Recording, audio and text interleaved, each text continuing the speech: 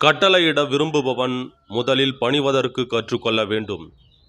எதிர்பார்ப்புகளை குறைத்து கொண்டாலே சந்தோஷமான வாழ்க்கையை வாழலாம். தேவையில்லாத கேள்விக்கு தெளிவான விடை மௌனம். எந்த சூழ்நிலைக்கும் சிறந்த பதில் புன்னகை. அடுத்தவர்கள் என்ன நினைப்பார்கள் என்று யோசித்தாலே உன் அழகிய வாழ்க்கை நாசமாகும்.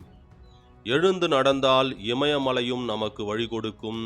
உறங்கி கிடந்தால் சிலந்தி வலையும் நம்மை சிறைப்பிடிக்கும். நமது நிலை சற்று சரியும் போதுதான் பலரின் உண்மை முகங்கள் நமக்கு தெரியும். நீ அடைந்த உயரத்தை பொறுத்துதான் உன் வணக்கத்திற்கு கூட மறுவணக்கம் கிடைக்கும். பொறுமையாக காத்திரு. இங்கு கடைசி நேரத்தில் மாறிய ஆட்டங்கள் நிறைய உண்டு. ராஜாவாக இருக்க வேண்டுமானால் ராணியை தேடாதே, ராஜ்யத்தை தேடு. உனக்காக யாரும் இல்லை என கவலைப்படாதே. பிறப்பும் தனியாகத்தான், இறப்பும் தனியாகத்தான். அன்பானவர்களுக்காக இறங்கி போவதும் தவறில்லை. நம் அன்பு புரியாதவர்களிடம் விலகி போவதும் தவறில்லை.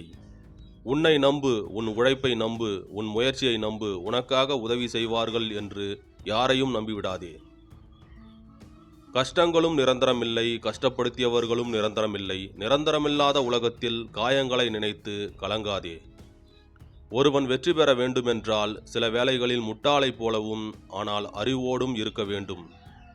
வெற்றிக்கென்று ரகசியங்கள் ஏதுமில்லை. திட்டமிடல், தன்னம்பிக்கை, கடின உழைப்பு, தோல்விகள் தந்த பாடம் இவற்றிலிருந்தே வெற்றி பிறக்கிறது. பறப்பதற்கு வசதிகள் இருந்தாலும் தரையில் இருக்கவும் கற்றுக்கொள். சிறகுகளை இழந்தாலும் வருத்தப்பட மாட்டாய். நேர்மறை சிந்தனை உள்ளவனை விஷத்தால் கூட கொல்ல முடியாது. எதிர்மறை சிந்தனை உள்ளவனை மருந்தால் கூட குணப்படுத்த முடியாது.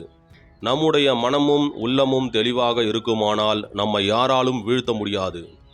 முக்கியத்துவம் இல்லாத இடத்தில் மீண்டும் மீண்டும் முகம் காட்டல் முட்டாள்தனமானது.